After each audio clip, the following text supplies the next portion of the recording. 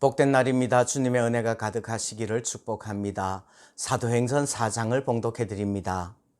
사도들이 백성에게 말할 때에 제사장들과 성전 맡은 자와 사두개인들이 이르러 예수 안에 죽은 자의 부활이 있다고 백성을 가르치고 전함을 싫어하여 그들을 잡음에 날이 이미 저물었으므로 이튿날까지 가두었으나 말씀을 들은 사람 중에 믿는 자가 많으니 남자의 수가 약 5천이나 되었더라.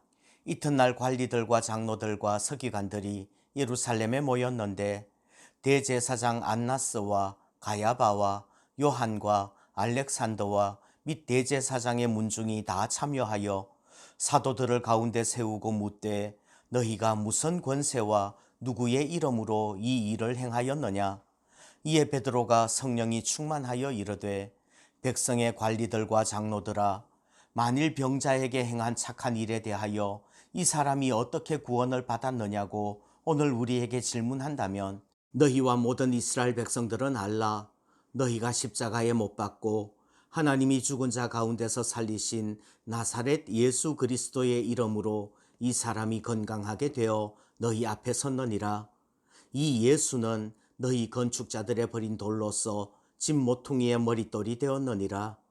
다른 이로서는 구원을 받을 수 없나니 천하 사람 중에 구원을 받을 만한 다른 이름을 우리에게 주신 일이 없음이라 하였더라. 그들이 베드로와 요한이 담대하게 말함을 보고 그들을 본래 학문 없는 범인으로 알았다가 이상히 여기며 또 전에 예수와 함께 있던 줄도 알고 또 병 나은 사람이 그들과 함께 서 있는 것을 보고 비난할 말이 없는지라 명하여 공회에서 나가라 하고 서로 의논하여 이르되 이 사람들을 어떻게 할까? 그들로 말미암아 유명한 표적 나타난 것이 예루살렘에 사는 모든 사람에게 알려졌으니 우리도 부인할 수 없는지라.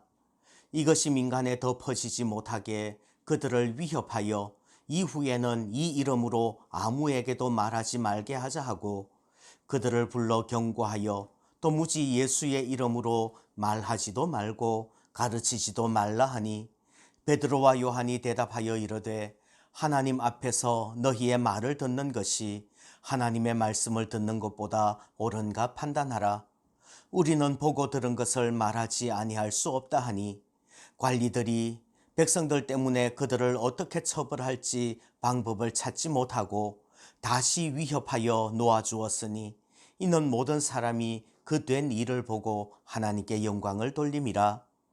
이 표적으로 병 나은 사람은 40여 세나 되었더라. 사도들이 노임에 그 동료에게 가서 제사장들과 장로들의 말을 다 알리니 그들이 듣고 한 마음으로 하나님께 소리를 높여 이르되 대주제여 천지와 바다와 그 가운데 만물을 지은 이시요 또 주의 종 우리 조상 다윗의 입을 통하여 성령으로 말씀하시기를 어찌하여 열방이 분노하며 족속들이 허사를 경영하였는고 세상의 군왕들이 나서며 관리들이 함께 모여 주와 그의 그리스도를 대적하도다 하시니로소이다.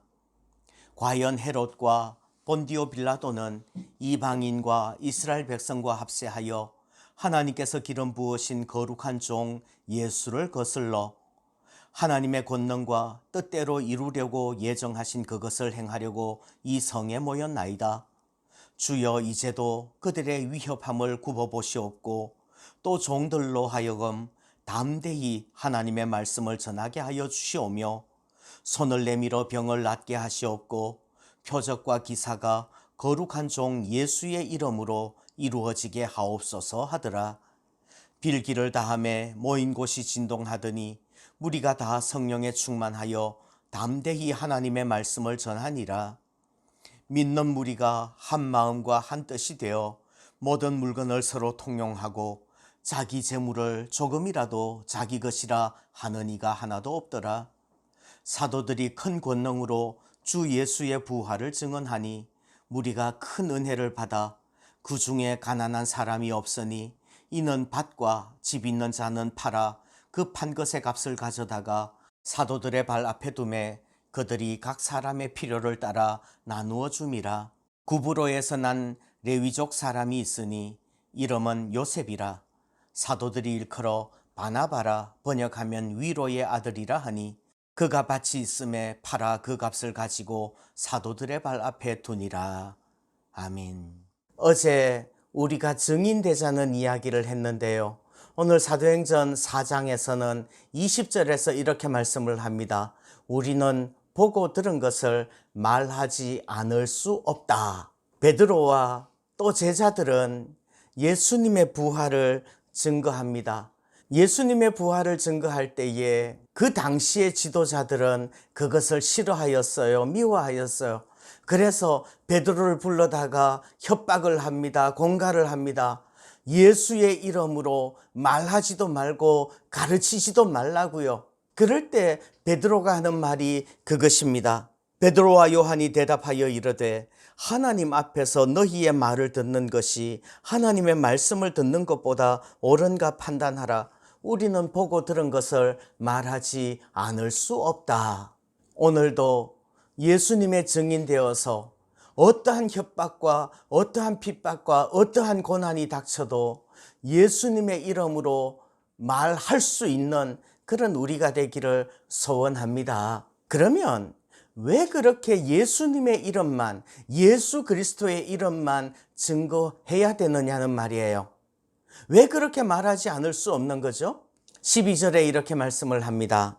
다른 이로서는 구원을 받을 수 없나니 천하 사람 중에 구원을 받을 만한 다른 이름을 우리에게 주신 일이 없음이라 하였더라. 이 세상에 구원받을 만한 다른 이름은 없는 줄 믿습니다. 오직 예수, 나사렛 예수라는 이름만이 유일한 구원의 이름이고 예수님만이 길이요 진리요 생명 되시는 것을 믿습니다. 만약에 구원에 이르는 다른 길이 있다면 서로 다른 길로 가더라도 다 동일하게 구원에 이를 수 있다면 우리는 그렇게 예수라는 이름만 고집하지는 않을 거예요. 그러나 다른 이름은 없습니다. 예수라는 이름 외에 다른 구원의 이름은 없는 거예요. 그렇기 때문에 우리는 예수님의 이름만 증거하고 예수님의 이름을 증거하지 않을 수 없는 그러한 우리들인 줄 믿습니다. 그런데 예수님을 모르는 사람들은요, 우리가 예수님의 이름을 전할 때에 싫어하고 위협하고 핍박합니다. 그렇기 때문에 29절 말씀처럼 주여 이제도 그들의 위협함을 굽어 보시옵고 또 종들로 하여금 담대히 하나님의 말씀을 전하게 하여 주시옵소서, 이렇게 기도해야 될 줄 믿습니다. 오늘도 지금도 성령의 은혜를 힘입어서 담대히 예수 그리스도의 이름, 유일한 구원의 이름을 증거하고 증언하는 복된 한 날 되기를 소원합니다.